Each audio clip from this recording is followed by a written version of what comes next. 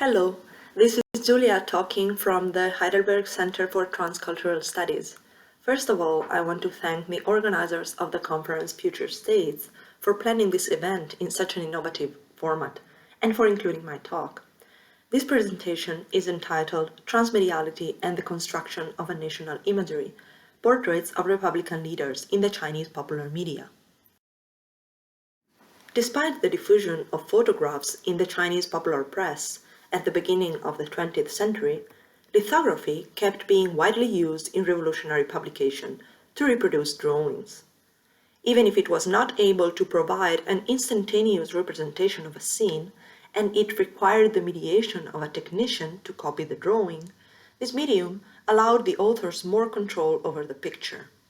Inserting handwritten colophons on the image's sides, they conformed to a tradition of news lithography dating back to the late 19th century that graphically connected news images with the world of Chinese paintings, therefore entangling lithography with a perceived traditional and national gaze.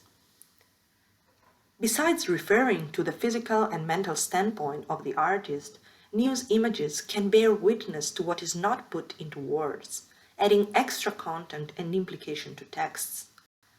The level of interpretation and manipulation embedded in visual materials uncover the intention of the actors involved in the production and distribution of the images. Therefore, it deserves deep investigation.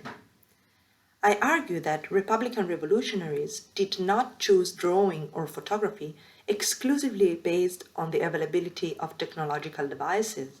Instead, they made conscious decisions according to the effect they wanted to obtain and the audiences they intended to address.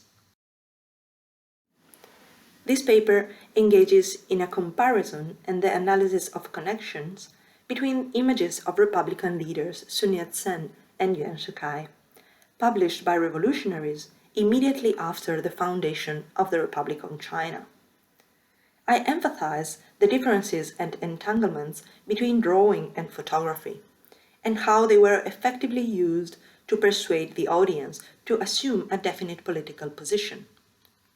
Closely observing the different ways of presenting leaders in simultaneous and slightly consequent accounts, we will be able to shed new light on the revolutionaries' capable appropriation of both older and newly introduced visual devices, employed to construct the newly born republic's fresh imagery. Between the many threads that connected the two leaders Sun Yat-sen and Yuan Shikai in the complex network of early 20th century Chinese politics, I will pay special attention to, first, the transmediality involved in the circulation of their images and its semiotic implications, second, details employed in staging the images in order to communicate a specific political message.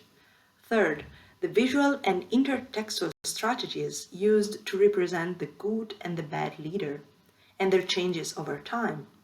Fourth, the role of cultural broker materialized in the creative space where the images were realized and circulated, the commercial press in Shanghai. Many images included in this paper belong to the illustrated magazine The True Record, 真相画报, one of the first Chinese magazines that, thanks to newly introduced halftone printing technique, were able to widely print photographs.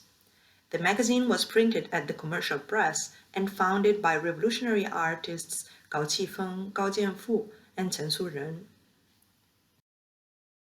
In this photograph, published in August 1912, the revolutionary leader Sun Yat-sen is shown as he pays respect to the Ming tomb in Nanjing.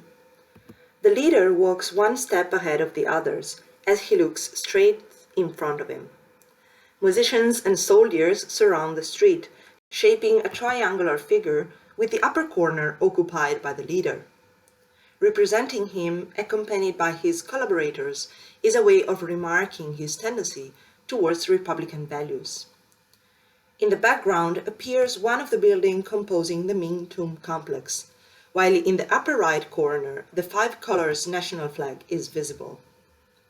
The photographer's privileged position on the lifted-up terrace in front of the leader confirms his professional role as photojournalist associated with the Shanghai Thompson studio.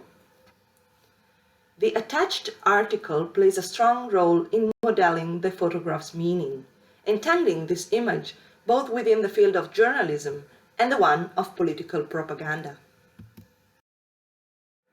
The original English text describes the Ming Dynasty founder Zhu Yuanzhang that lived in the 14th century.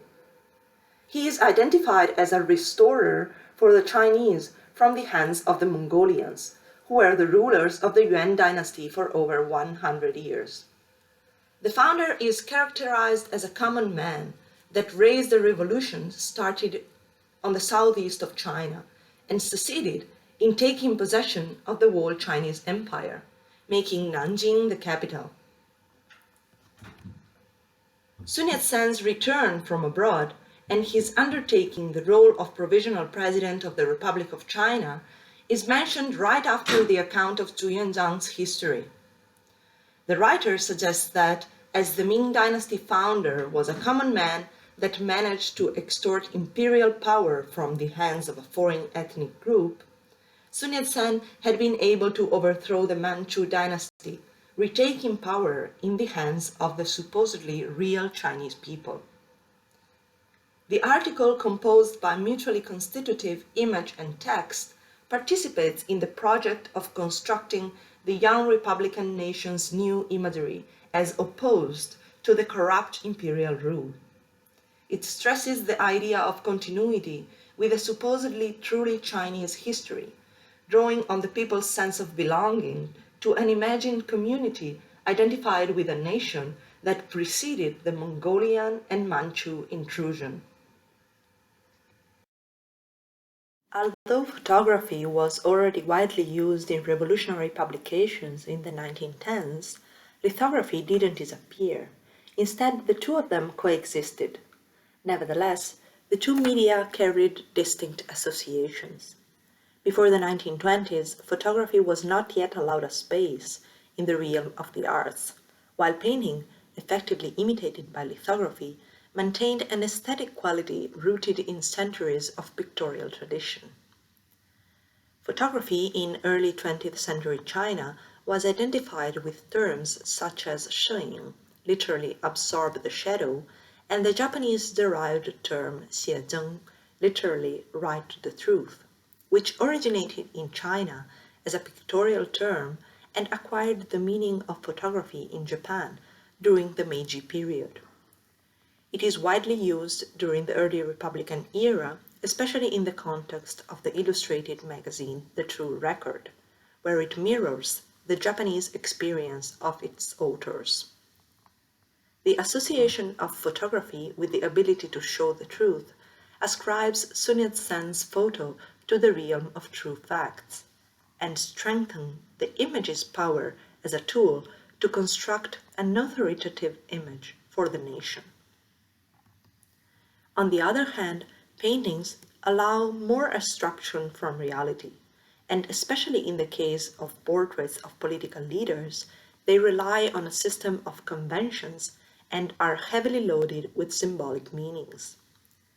Through pictorial strategies such as enlarging figures, control the light, adding and erasing detail, and making use of attractive colors, drawing is more effective in shaping an idealized image and in conveying an idea of perfection, clarity, and completeness.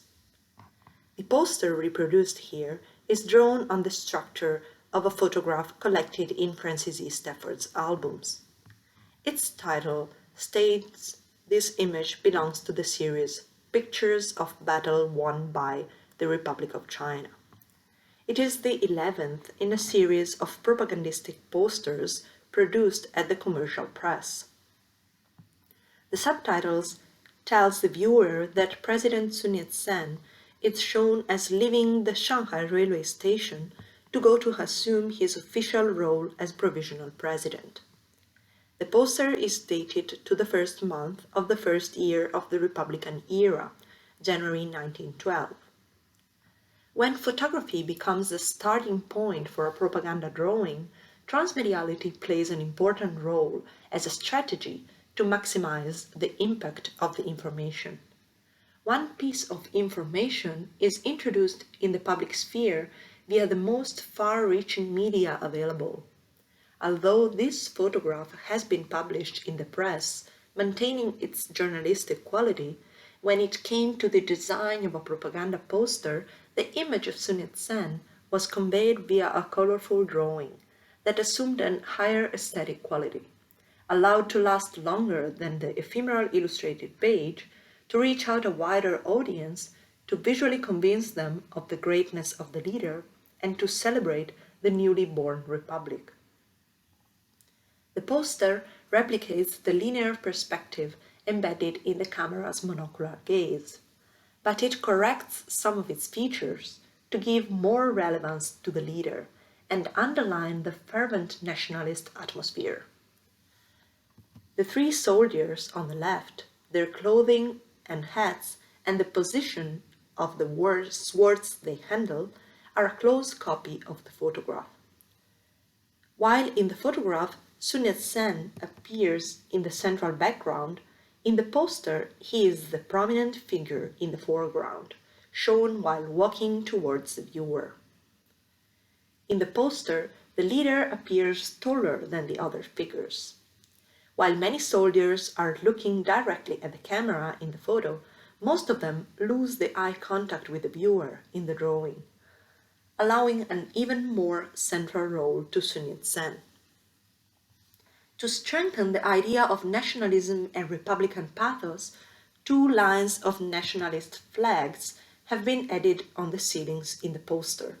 3 kinds of flags are alternated here: the Republic's 5-striped national flag, the banner of the Wuchang revolutionaries, and Sun Yat-sen's rising sun. A crowd of sustainer civilians moving their hat in sign of salutation has been added on the image's left side. The buffing train, one of the symbols of the new technological development and the fight against imperialism, appears in the poster on the right side. Finally, colors have been added to make the picture more vivid and understandable. As we have seen, as soon as the 1910s, photography was appropriated as a medium, both in the sense that images and printing technologies first introduced by foreigners are reinscribed in the nationalist propaganda, and in the sense that the camera and printed photographs are now widely used by the revolutionaries themselves, with the mediation of commercial studios and presses, to create and spread new political meanings. Rather than being a univocal process, the use of these media to build the nation's imagery was a transcultural negotiation, encompassing collaboration between the actors involved, including Cantonese artists trained in Japan, Shanghainese printers and technicians working at the commercial press, commercial photo studios, and other photographers of different origins. The structure adopted in the images we have mentioned positioned the leader Sun Yat-sen at the center of a triangle and surrounds him with loyal followers. Although the same visual strategy as later employed to represent Yuan Shikai, who became provisional president after mediating the Manchu abdication in 1912, his image in revolutionary popular media would soon undertake important changes. The first anniversary of the revolution on October 1912 became an occasion to celebrate the newly born republic all around the country, and it was widely reported in the Republican media. This photo, published in 1912, when the revolutionary intellectuals still believed in Yuan's willingness to undertake the Republican model, was shot outside the presidential office in Beijing in an arrangement that stresses the leader's dignity. He is represented as a legitimate chief, a military head, appearing higher than the others, for he is standing on a stage. As in Sun Yat-sen's celebrative images, the composition is characterized by a triangle, in which the central corner is occupied by the leader himself.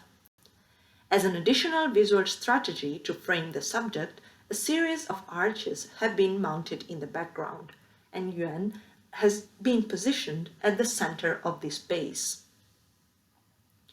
While in this article he is represented as a legitimate leader serving the revolutionary cause, the true record simultaneously presents satirical images where he is rendered in caricatural terms. In this figure, the leader preserves his military uniform and his standing position on a higher platform, but he is drawn as a ferocious standing tiger, his determinacy stressed by his hand gesture, a raised arm ready to fight. Many intellectuals and civil citizens stand in front of him, expressing their ideas and discontent with him coming forward again. In the meanwhile, the revolutionary army, symbolized by the rising sun flag, appears walking in from behind to contrast him. A comparison of these two images shows that different positions towards Yuan Shikai coexisted inside the same political organization, party, or editorial board, contributing to a complex and sometimes ambivalent revolutionary discourse. In later issues, after the murder of Song Jiaoren, the unsuccessful Second Revolution in July 1913, and the flight of Sun Yat-sen to Japan in August, the coexistence of sustainers and opponents of Yuan in the range of the revolutionaries decreased, as it became clear that he shallowly accepted republican principles in order to achieve power. Song Jiaoren was one of the prominent leaders of the newly founded Nationalist Party.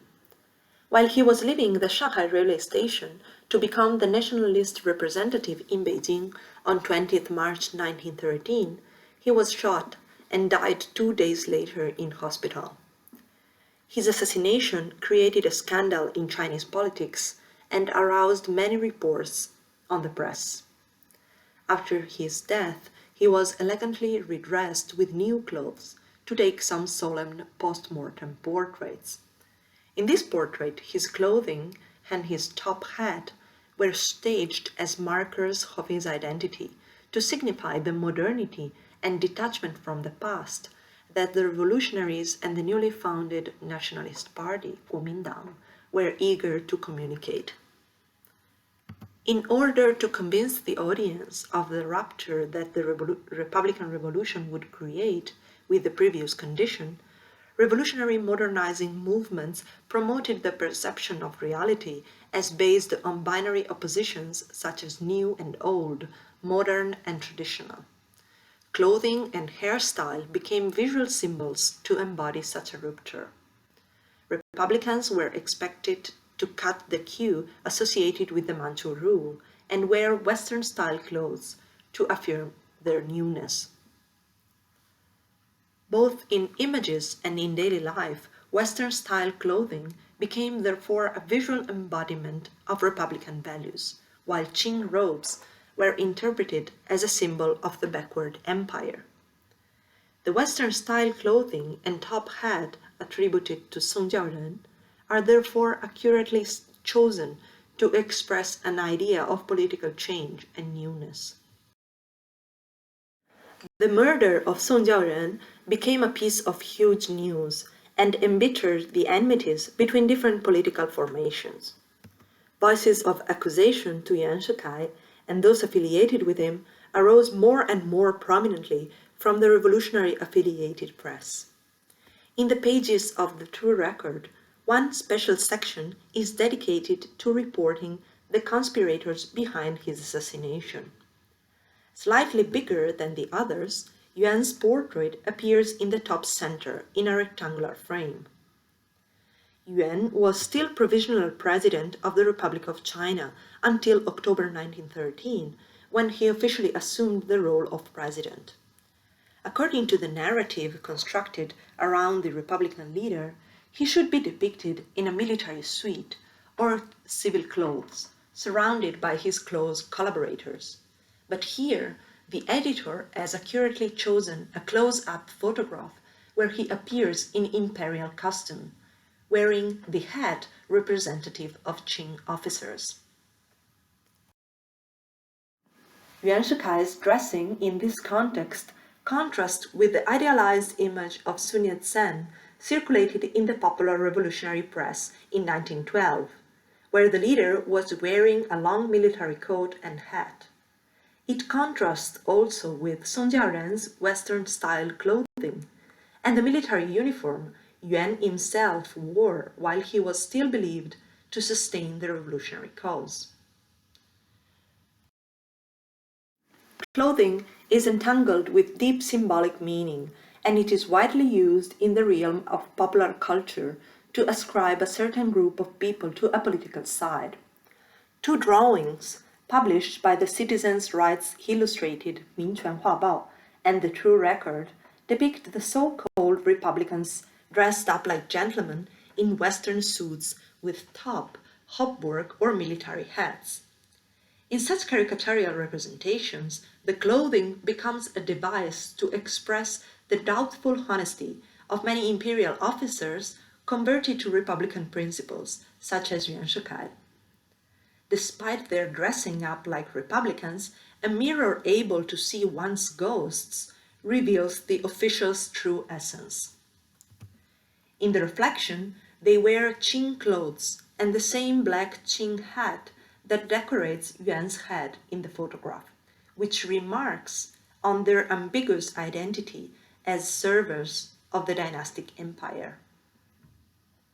The role of the medium as a revealer being able to show the truth is shared by the mirrors depicted in satirical sketches and the camera, understood as an objective witness able to display the truth, 真相, in photographic prints. The connection between the two media is both conceptual and linguistic, as both of them are often described using words such as reflect, 照, shadow, 影, and lens, mirror, 镜. As mirrors were able to reveal the hidden identities concealed under new clothing, photography was perceived as a witness to reality, therefore becoming an extremely effective propaganda tool.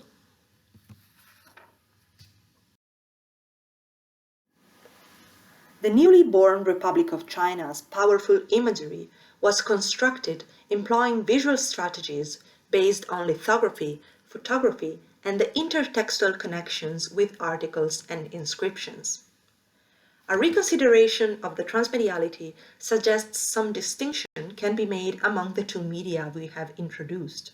Photography, considered able to depict the truth, had a more journalistic characterization. It was employed to convey the idea of the happening of a true fact. It had a didactic purpose. It embodied the technological development embedded in the idea of modernity, and it often needed an attached text to facilitate the reader's interpretation. While photography wasn't considered a fine art until the 20s, the use of bright colors, black-lined drawing, and written colophons at the side of images would allow lithography in the press to acquire an artistically declined quality. Lithography contributed to the construction of a national identity, employing visual strategy, retrieving a traditional gaze that recalled earlier images published in the press, woodblock prints, and ink painting, all based on the prominence of the black line. This essay proposes one way to address visual material from the early Republican era as primary sources instead of simple illustrations, remarking on the agency that the actors involved had in staging, modifying, framing, coloring, choosing the appropriated images according to the meanings they wanted to transmit. A reconsideration of the narrative strategies employed in the revolutionary press enables us to focus on the role of news images as filters that pick a definite portion of reality and showcase it in a certain way to achieve a precise aim. The stress on the narratives and ideas that are constructed and spread by images do not necessarily match the one provided by textual sources and can shed new light on the coexistence, contrast, and melting of different narrative strategies in one single historical moment. Thank you so much for your attention.